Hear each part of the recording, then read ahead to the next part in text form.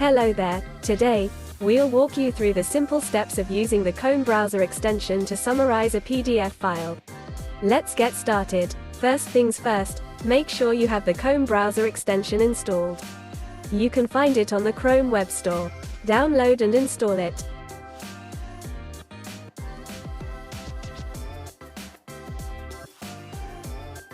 If you don't have an account, sign up.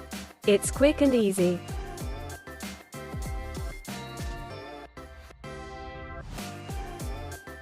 Once the extension is installed and you're logged in, navigate to the PDF file you want to summarize. It could be on a web page. Now, look for the Kome icon in your browser toolbar. It's a black diamond logo. Click on it to open the extensions menu. In the menu, you'll see various options.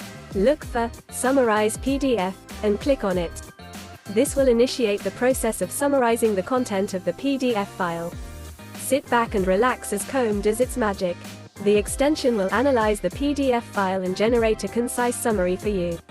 This may take a moment depending on the size of the document.